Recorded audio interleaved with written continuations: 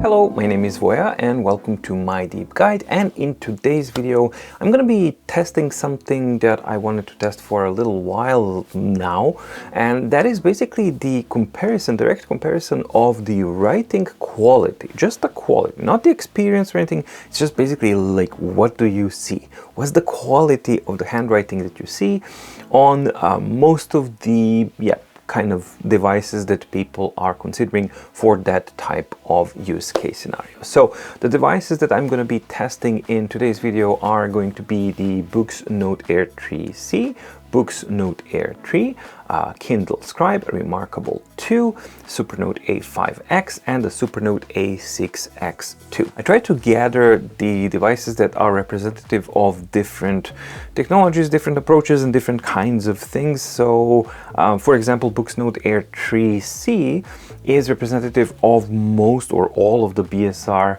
devices, which basically you can expect the same results on the Books Tab Ultra, Tab Ultra C, Tab Ultra C Pro, etc., etc., because those are the BSR enabled devices. Then the Supernote 3, Note Air 3 is not a BSR enabled device, and it has some differences, as you will see. Most notably, it has the ability to refresh and anti-alias hand strokes, which is something that no BSR devices actually have. So it's not actually a tab device limitation, it's a BSR device limitation.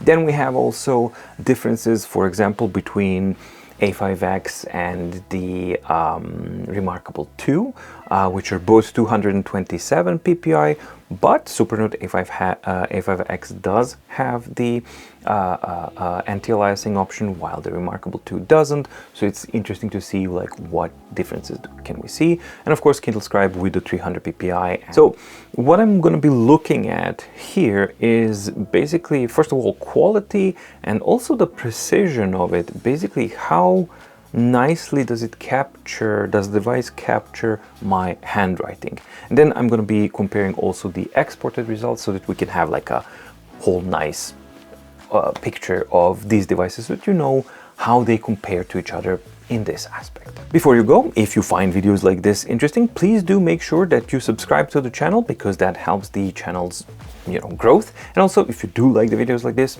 make sure that you like them, because that helps the video's ability to kind of pop up in the jungle that is the YouTube. Also, check out the mydeepguide.com/shop, where you can find the MDO, My Daily Organizer, which is your yearly, quarterly, monthly, weekly, daily organizer file that helps you organize your personal or professional needs. And you also have the MMP, My Deep Guide Meeting Planner, which helps you centralize, simplify, and organize all of your meeting planning needs. And more information about both of those you can find in the description below, with the dedicated video playlists, and there you can find a bunch of information and videos, and that can help you understand, hey, this is something that might be useful for me or not. And now onwards with the video.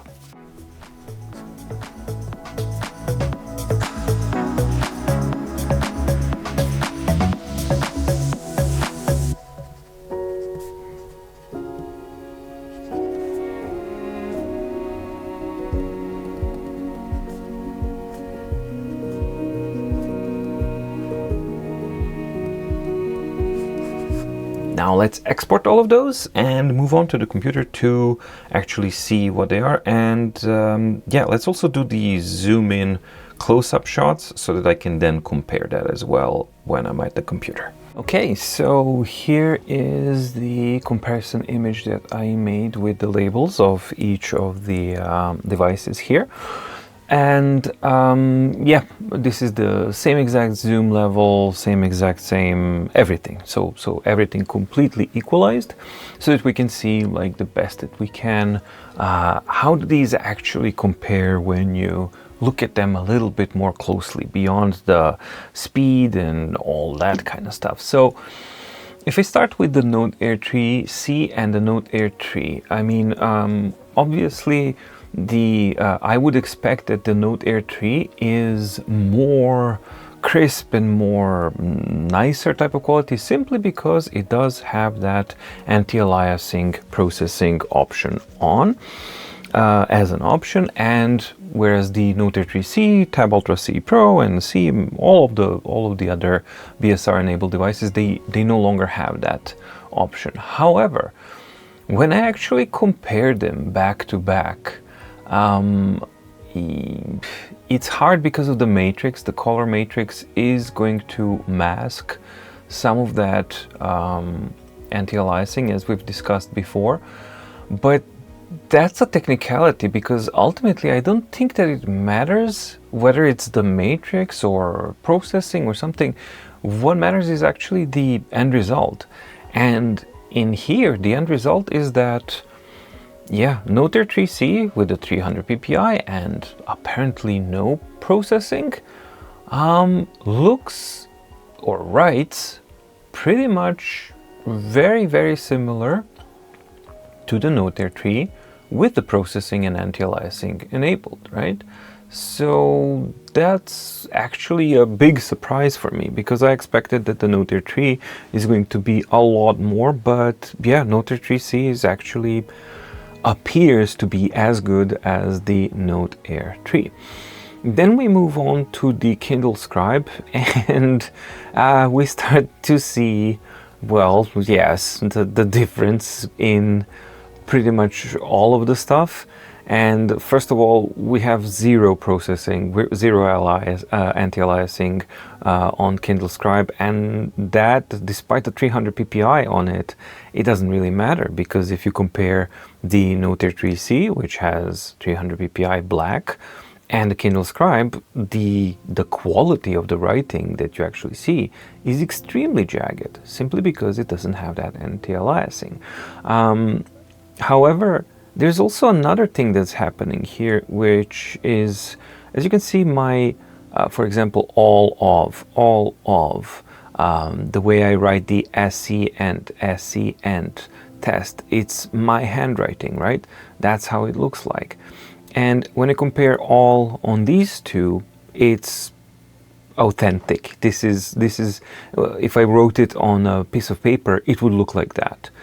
Here, it resembles my handwriting, but it's not exactly it, because it's starting to optimize and lose some of the details, and when you add the jaggedness on top of it, it is starting to become less of my handwriting and more of a jagged interpretation of my handwriting. So it's not just the quality of the rendering of the strokes, but it's also what it's going to choose to display is much worse on the Kindle Scribe than either of the Books devices. And here you can clearly see, plain as day, that even the Note Air 3, which is 227 ppi, is way nicer, like several categories nicer than what you can see writing wise on the Kindle Scribe. Then we get to the Remarkable 2, and there the situation is even worse. It's similar like the Kindle Scribe, so we have similar notes here, but much worse, where the jaggedness is just absolutely terrible, and that is partially due to it having a 227 ppi, but it's also how it's processing and, of course, absence of anti-aliasing. But the thing is here that every single line on the Remarkable is basically rendered in a really ugly way, if you actually kind of compare this. And then on top of that, we have that aspect of the device actually creating an interpretation of my handwriting, and it's definitely worse than the Books devices. Like, you can see that the all and the on and off, they are it's losing the details that define what my my handwriting is, especially on the curves and the shapes of the curves actually. But if I compare the Remarkable 2 and the Kindle Scribe, I think, yeah, Kindle Scribe is worse. Kindle Scribe is doing more optimizing, but they're very similar, really similar. I don't know. I mean, they're equally bad at that, but it's able. I think that Remarkable 2 is ever so slightly able to capture the character of the curves a little bit more, while the Kindle Scribe seems to be optimizing that a lot more. But yeah, they're equal. The rendering here is way uglier, and yeah, to my sense so far, Remarkable 2 has the absolute worst writing quality of these four so far. Then we get to the Supernote A5X, and this is with anti-aliasing turned on, and you can see a little bit of anti-aliasing going on here. So this is how it would look like on the Remarkable if it had anti-aliasing turned on.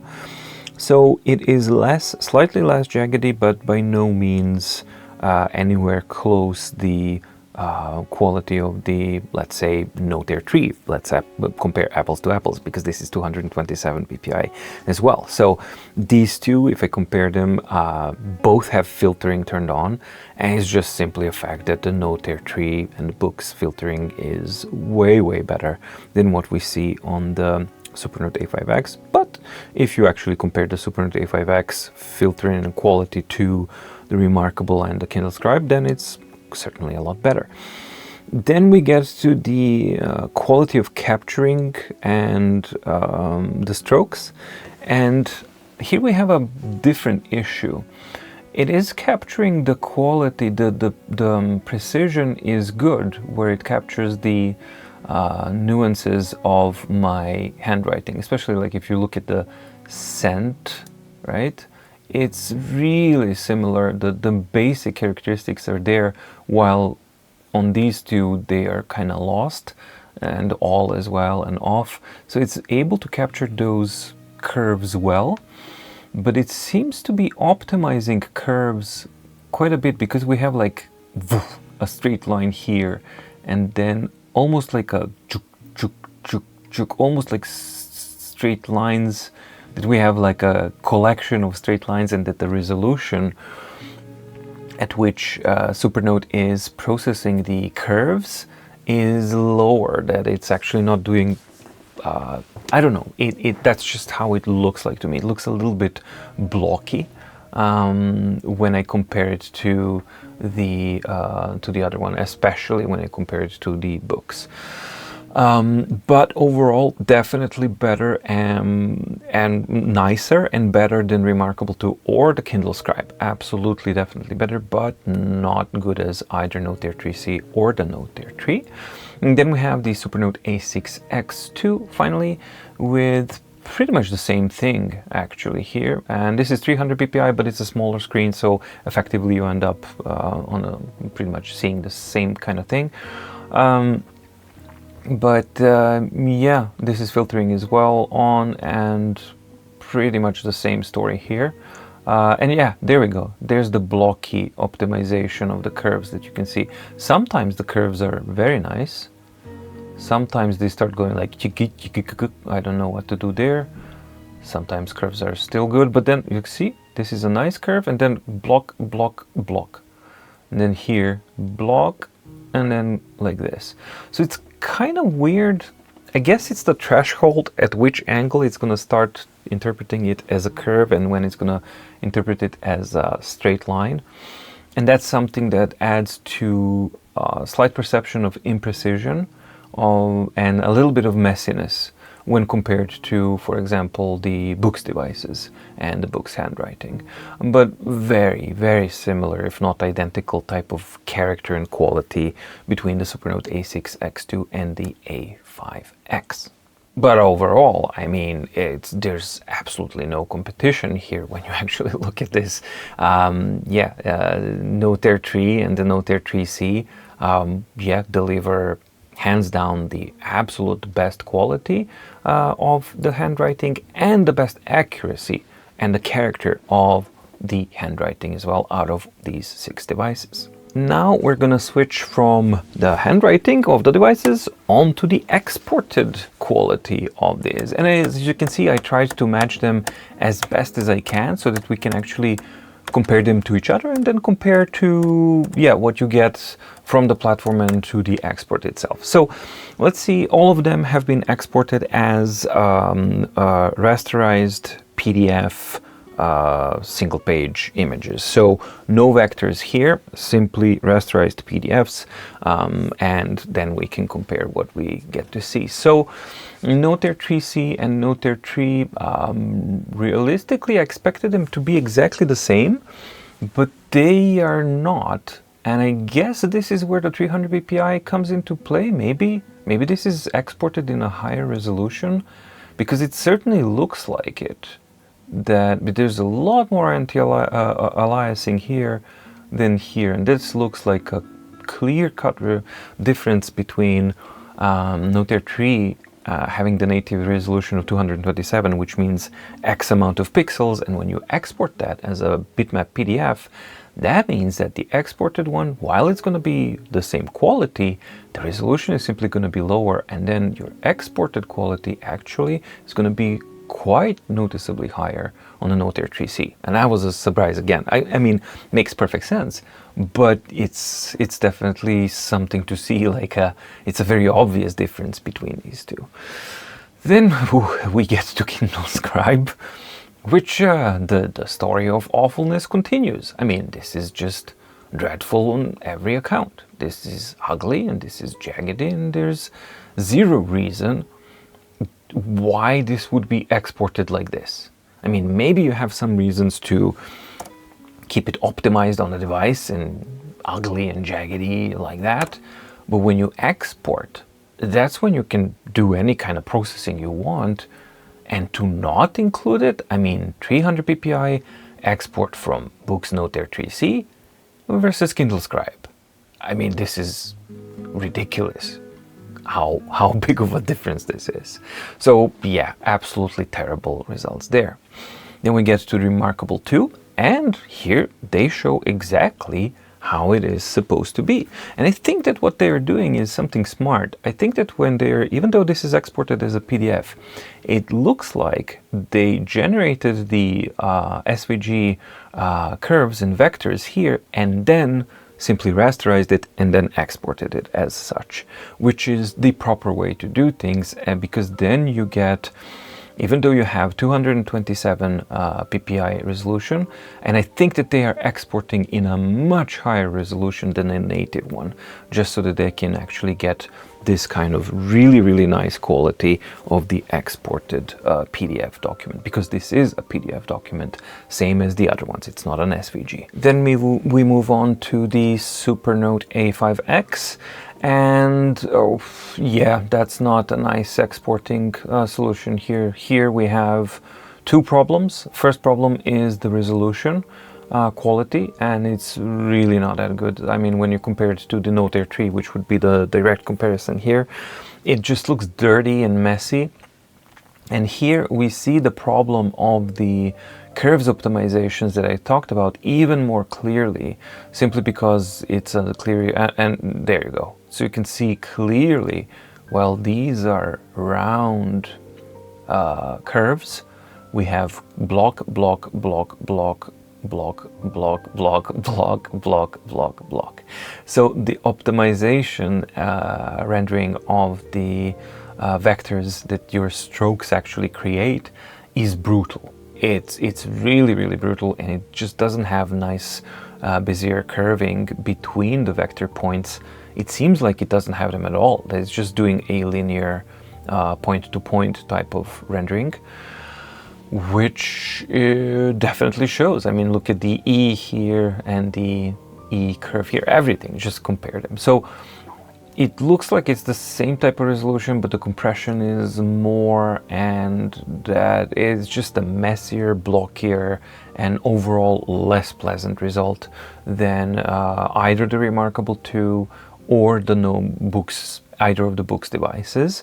So definitely Supernote A5X falls well behind all of these three, but it's still better than what Kindle Scribe offers, which is still really jarring and awful. And then we get finally to the Supernote A6X, where we have the same stuff, except that because Supernote A6X2 is 300 ppi, it's a little bit less dirty and fuzzy of an image.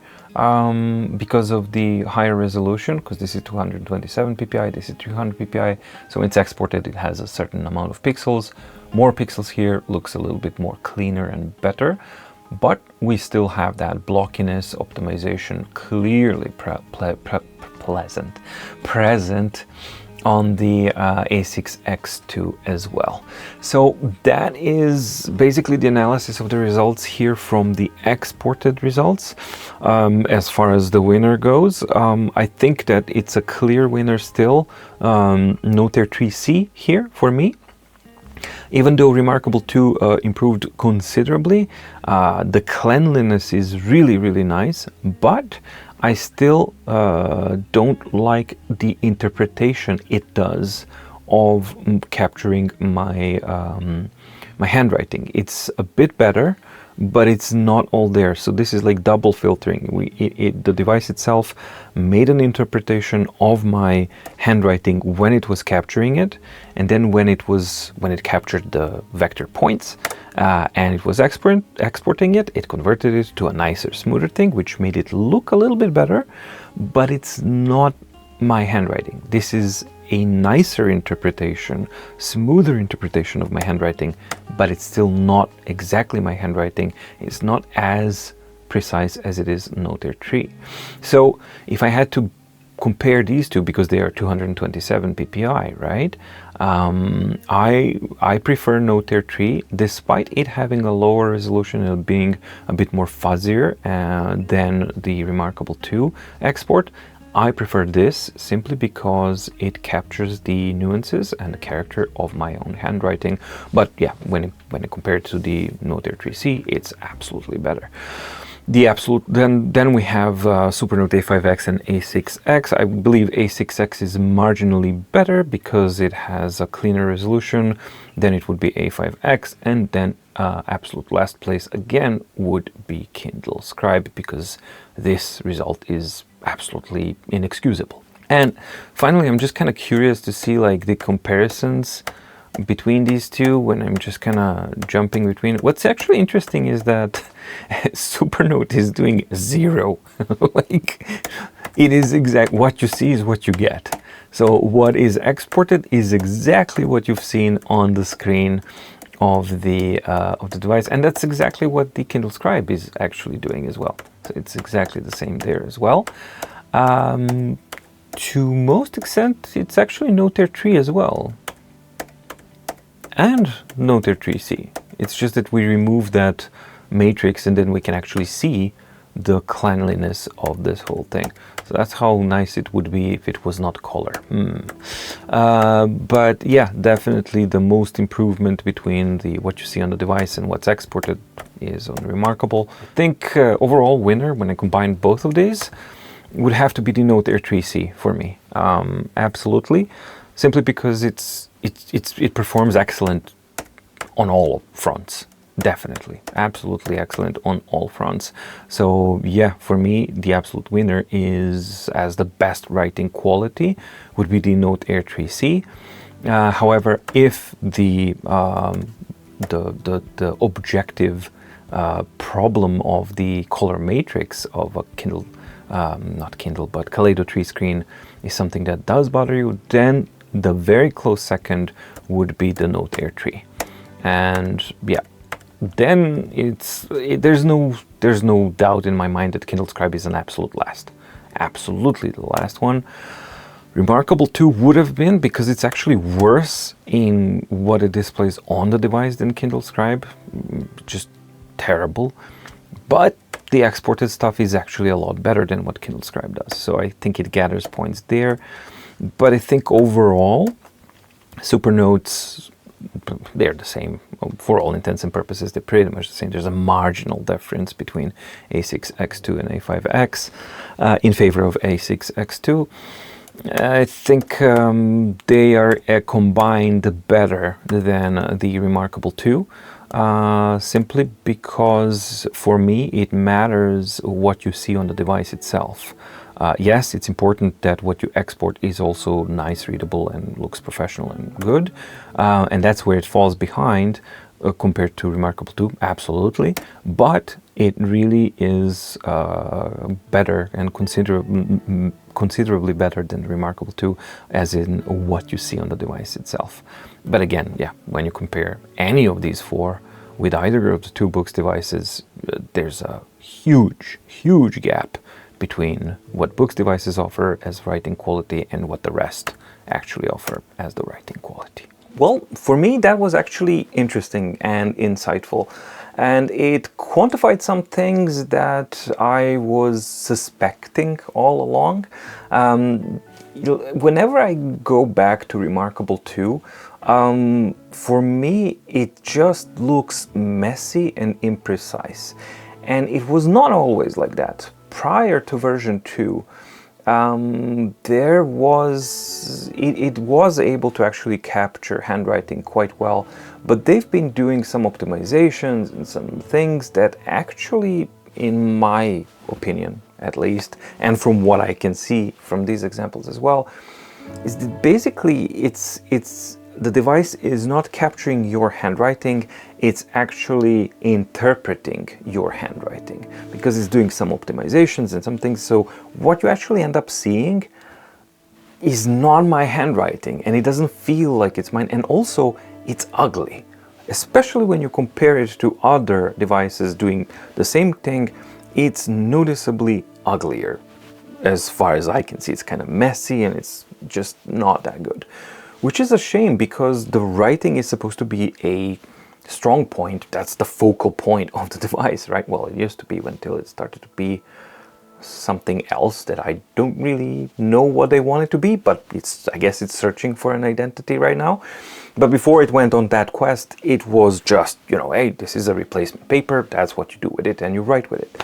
So that was kind of, not really surprising, but disappointing to see a confirmation of that. What was interesting to see is, for me, that despite the Note Air 3C not having that anti-aliasing, which I still think that it should have, it seems that they have implemented something with the BSR devices, that it's doing something. Because it's not super pixelated. Now, that might as well be due to the 300 ppi. That quite easily can be the case, but I really don't know. What I do know is that despite it not having anti-aliasing, I expected the results on the Note Air 3C to be more jaggedy, more aliased, and more that kind of stuff, and they weren't. So they were. It was a positive surprise on that end. Note Air 3, for me, it was no surprise at all. It's beautiful and it's just very nice and clear, and it captures the handwriting nicely. But it's not a surprise simply because it works exactly the same as my old Note Air 1 did. And that's a good thing, because that was an example of how it works in a really good way. The comparison between A5X and the A6X2, well, not really that much difference in the quality itself. Of course, there's size, so there's going to be a difference. But for me, it was a bigger difference that I've been living in A6X2, or the Nomad, now for quite a while, couple of months.